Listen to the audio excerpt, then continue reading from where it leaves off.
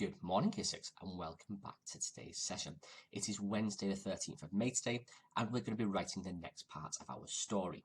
Now, today we're going to be continuing looking at frontal adverbials, using embedded clauses today, and using a range of punctuation. Now, these are your steps to success, okay? The good things that you can use that will make your story excellent. Okay, now you can see I've put some ticks here already because these are the things that you should have already used in your writing. So character of speech, that should be put in there yesterday. Chosen verbs and adverbs to effects, that's powerful language. Modal verbs, fronted adverbials, lots and lots of description and interesting vocabulary. Okay, that really interests the reader. Now, you should have all been using them already so far, but you're still going to keep using them. Just because it's not a focus for today doesn't mean you stop using them. So keep adding that description in, keep getting those fronted adverbials dotted around your work. Remember, not every sentence, because it'll make them long and hard to read. Okay, so dot them around. Okay, use them for effect. Okay, not in every sentence. And then these two, obviously, we're doing this one all the way through, and the clear ending will obviously come at the end. Now then, today, you're going to continue writing the next part, which is a dilemma part of your story. Now you can see how long mine is here. Okay, this was just the start, the opening, and the build-up. Okay, and there's still little bits missing that I've not put in here yet, so you can see how detailed it's going to need to be. Now then, as you are writing the dilemma today, you need to start thinking about going from your plan and maybe adding some more ideas as you go along. What does your main character do to get the attention of the bully, and why is this a problem? Now, it could be just one problem, okay? Or what you can do is you could have a bit of a dilemma that builds up into a bit of a bigger dilemma because something else happens, okay? Think to the 18th emergency. The main dilemma was that he'd basically wrote Marv Hammerman's name onto this, this sort of chart. But the dilemma carries all the way through a story with other little bits going on throughout it. So you're going to have to think, am I going to have one dilemma with a solution, then another dilemma and a solution, then a big dilemma and a big solution? Or am I going to have one dilemma with one solution, but throughout it, lots of little things happening as well, okay? It's sort of interweave different parts of this story all together to make one big story. Now then, have a think. What does your main character do to get the attention of the bully? And why is this a problem? Okay, maybe he does something or she does something, or maybe the bully's just really, really mean, okay? But you're going to have to think about this and you're going to have to start adding to your story today. Remember, it can be multiple parts. But what I am looking for in your work today are embedded clauses and a wide range of punctuation. So let's look at embedded clauses first. Now, an embedded clause is a type of subordinate clause which is found embedded, which means in the middle of another clause. So a subordinate clause. Well, a subordinate clause contains a subject and a verb, but it needs to be attached to a main clause because it doesn't make sense on its own.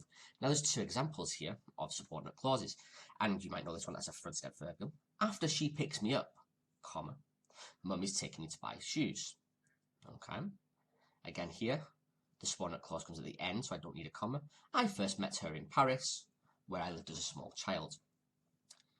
Now, subordinate clause is a wide range of different devices. It could include relative clauses, okay, embedded clauses, fronted adverbials, could all be classed as subordinate clauses. So it's a very vague general term, okay, but we're going to be specifically looking at embedded clauses today, and that is the key part there.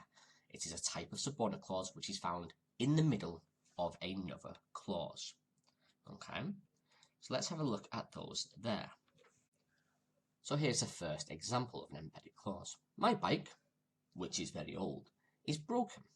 And we can see it is embedded, and I need my two commas to show that this is a subordinate clause, okay? The main clause here, my bike is broken. And I've added more information, I've made it more descriptive, I've made it more interesting to the reader by adding this embedded clause, okay, which is very old. Now, this is a type of relative clause, okay? Relative clauses generally start with the relative pronouns who, which, that, whose, and there's others, there's many, many more, but these are the main ones that you would use, okay? And they always then describe the noun that comes before it, okay? So this is one type of embedded clause, the relative clause, okay? My bike, which is very old, is broken. Notice the commas to highlight that subordinate clause. Remember, it cannot stand on its own, okay? It's not strong enough. The main clause can, my bike is broken. And if I take the embedded clause out, the main clause will still make sense. But the embedded clause on its own does not make sense on its own, okay? Let's look at another example that doesn't use a relative pronoun. So this is another type of embedded clause. Reese, even though he hated films, went to the cinema. So we can see there it's more description. I'm now talking more about Reese, of course I am. Okay. And it's still an embedded clause, but it's not a relative clause. Okay. This is just a normal embedded clause. And as mentioned, if you take that out of there, it will still make sense. Reese went to the cinema. Okay. This is adding further detail that even though he went to the cinema, he hated films. Okay. So keep that in mind as you come to write your own today, because I'm looking for you to use embedded clauses. As well as embedded clauses, I'm also looking for you to use a wide range of punctuation. So which level of the pyramid are you at? Are you up here where you can only use a full stop? Are you a bit further down where you can use an exclamation mark and a question mark? Maybe use a comma in a list? Or are you further down here where you're starting to use ellipses and semicolons and brackets, okay? You need to start using a wide range of punctuation. So I'm going to be looking out. I obviously want the basics to make sure, absolutely make sure you've got a full stop at the end of a sentence, okay? You're not missing those. Really take your time. Think about what you're writing before you start to write. And then you know where the full stop's going to go. You know if you can change and adapt it, okay? Think about apostrophes, okay? Apostrophes for possession, okay? So before the S or after the S. Or maybe contractions, okay? But I am looking for a wide range of punctuation in your work as well today. Now then, to recap all of that, you are writing the dilemma section of your story today. It should be about a page of A4 paper, because again, all that description, all that dialogue, all the fantastic pieces and features of writing that you can have and use, please use them, okay? And really make sure it's the best piece of writing you can offer. So it should be about a page of A4. I want to see at least 4 embedded clauses in your work. I'll be looking out for them and highlighting them. And I want you to use a range of punctuation correctly, of course. Okay, so that's your task to write your dilemma for today. The steps to success are there. There's extension spelling activities on StudyLadder if you want to have a go at them. And remember, send me your work as soon as you have finished, because then I can mark it and get it back to you before the next day when you write your next piece. So thank you very much, Year 6. Have a wonderful session, and I will speak to you very soon. Goodbye.